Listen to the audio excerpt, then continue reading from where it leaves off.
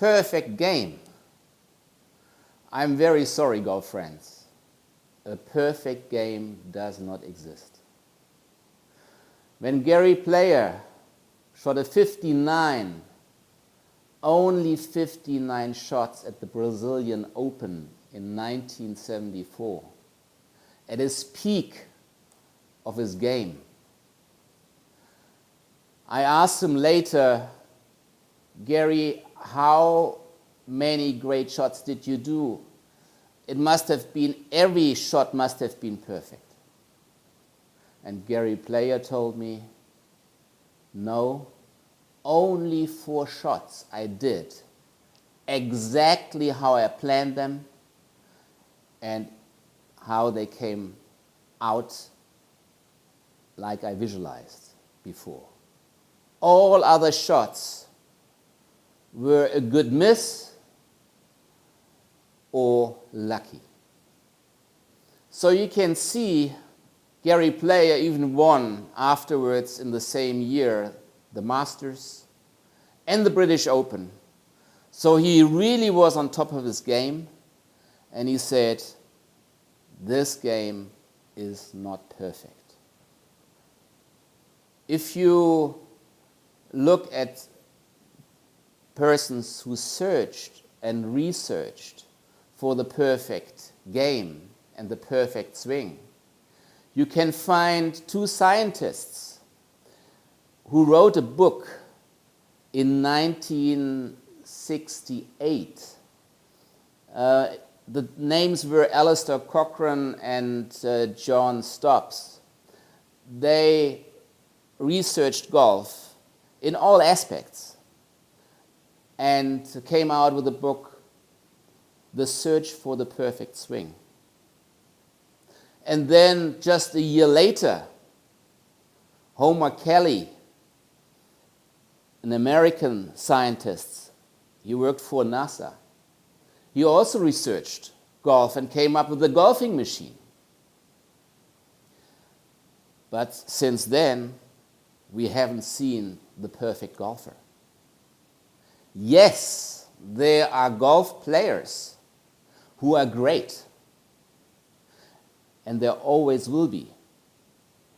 Just 2 years ago, Jordan Spieth, the young American from Texas, he won the Masters. Afterwards, he won the US Open.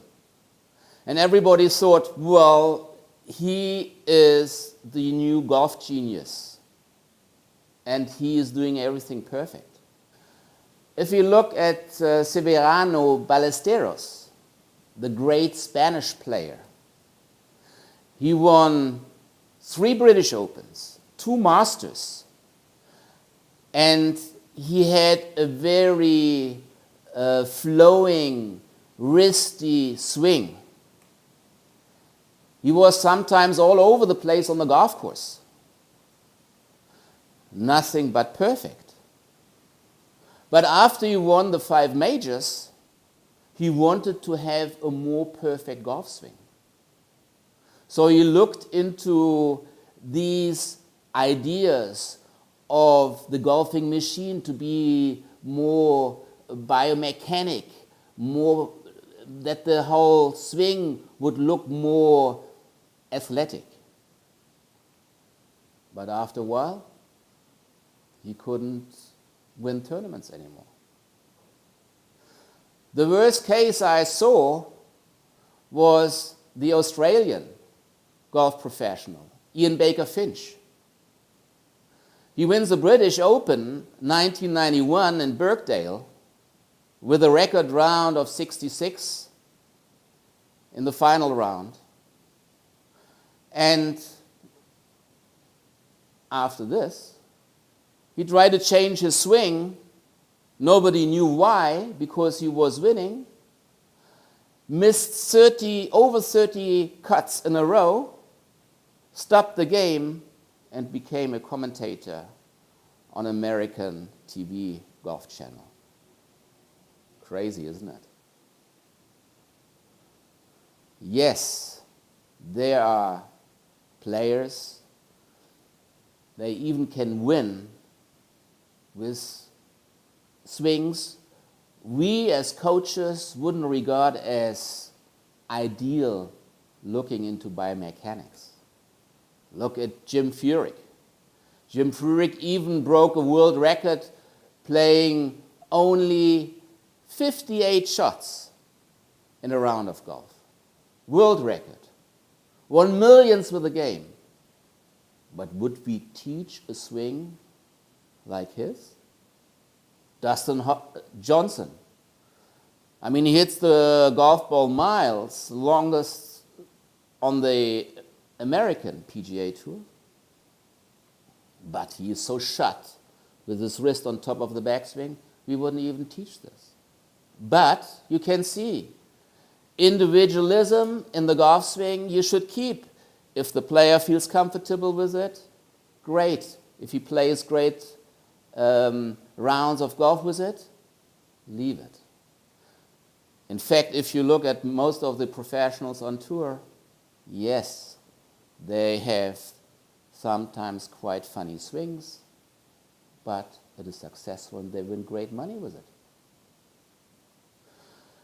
There is a sports psychologist called Bob Rotella from America, and he wrote a book,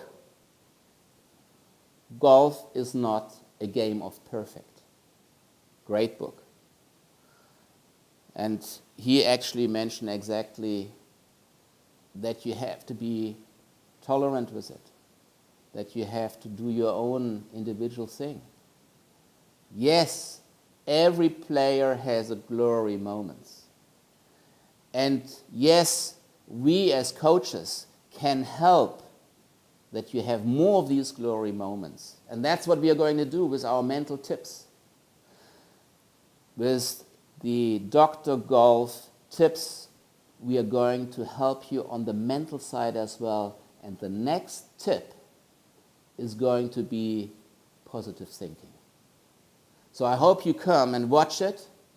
If you like it, put the thumb up and subscribe to the channel to make sure that you don't miss all the good information we are going to give you on the mental, the technical, and the fitness side of golf.